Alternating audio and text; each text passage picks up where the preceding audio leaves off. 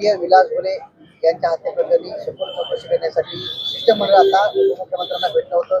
तुम्ही त्या ठिकाणी गेला होता. काय आश्वासन दिले, काय बोलले, काय चर्चा झाली, काय सांगा? गेले 10 दिवस झालं स्वर्गीय विलास घुले यांचं कुटुंबीय या ठिकाणी माननीय जिल्हाधिकारी कार्यालयासमोर उपोषणाला बसलेलं आहे. आजपर्यंत कसल्याही प्रकारची शासनाने किंवा प्रशासनाने दखल घेतलेली नाहीये. या बाबतीमध्ये आपल्या जिल्ह्याच्या पालकमंत्री आदरणीय सुनित्रा वहिनीसाहेब पवार यांची आम्ही शिष्टमंडळाने जाऊन भेट घेतली आणि भेट देऊन त्यांच्याकडे निवेदन सुपूर्द केलं. निवेदन दिल्यानंतर त्यांना या हत्याकांडामधलं जे काही वास्तव आहे या वास्तवाची सत्यता मांडण्याचं आम्ही काम शिष्टमंडळाच्या मार्फत आदरणीय वहिनी साहेबांच्या समोर केलं आणि हे वास्तव त्यांनी पाहिल्यानंतर याच्यामध्ये घुले कुटुंबावर खऱ्यानंच अन्याय झाला असं पालकमंत्री साहेबांना वाटलं. त्या ठिकाणी माननीय जिल्हाधिकारी साहेब होते, माननीय SP साहेब होते आणि त्यांच्यासमोर ज्या आमच्या मूलभूत मागण्या आहेत त्या मागण्या आम्ही त्यांच्यासमोर मांडल्या. मागण्या मांडत असताना आमच्या मुख्य मागण्या अशा होत्या की आम्हाला एक विधी तज्ञ हवा, सरकारी वकील हवा आणि सरकारी वकील त्यांची मागणी, त्यांचा जो प्रस्ताव आहे तो माननीय जिल्हाधिकारी साहेबांनी शासनाकडे पाठवलेला आहे. याच्यामध्ये पाठपुरावा करून जे तुम्हाला सरकारी वकील पाहिजे असतील ते आम्ही 100% मिळवून देण्याचं आश्वासन या ठिकाणी आदरणीय पालकमंत्र्यांनी दिलं. आमची दुसरी मागणी अशी होती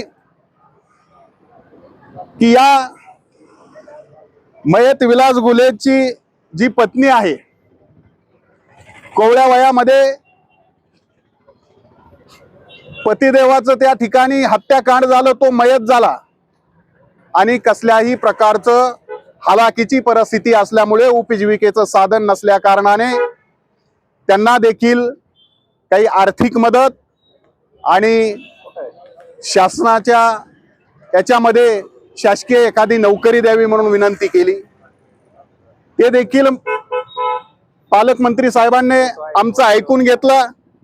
नंतर आमची तिसरी मुख्यत्व जी मागणी होते की या हत्याकांडामधला जो मेन सूत्रधार आहे त्या मेन सूत्रधाराकडून विलास घुले कुटुंबियांना यांच्या जीविताला धोका आहे.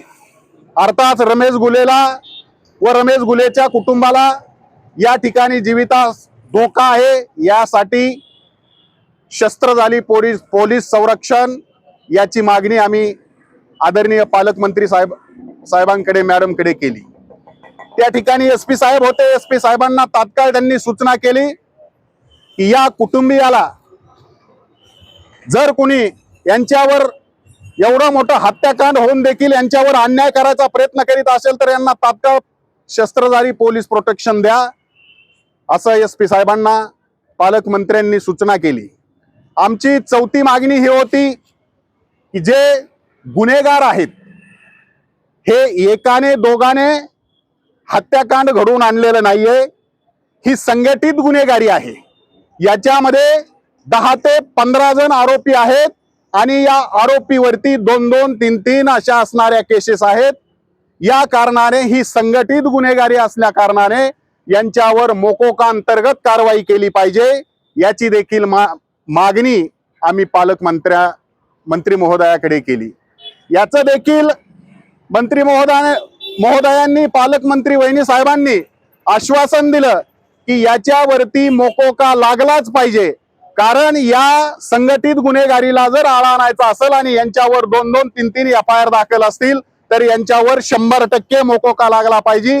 याच्या देखील सूचना माननीय SP साहेबांना पालकमंत्र्यांनी दिलेल्या आहेत. अशा प्रकारे आम्ही शिष्टमंडळ निवेदन घेऊन गेलो. या निवेदनामध्ये कुठेतरी आम्हाला आता न्याय भेटल अशी शाश्वती वाटू लागलेली आहे. कारण आम्ही वहिनी साहेबांना म्हणलं की दादा जर असते तर आम्हाला 10 दिवस उपोषणाला बसण्याची वेळ आली नसती. आमचा कैवारी गेला, आमचा कैवारी या ठिकाणी कुणी राहिला नाही. वहिनी साहेब, तुम्ही या बीड जिल्ह्याच्या पालकमंत्री आहेत आणि तुमच्याकडून आम्हाला न्यायाची अपेक्षा आहे आणि त्या बाबतीमध्ये त्यांची खऱ्यानंच आम्ही बघितली तळमळ आणि त्यांची सकारात्मक भूमिका आम्ही आमच्या डोळ्याने पाहितली.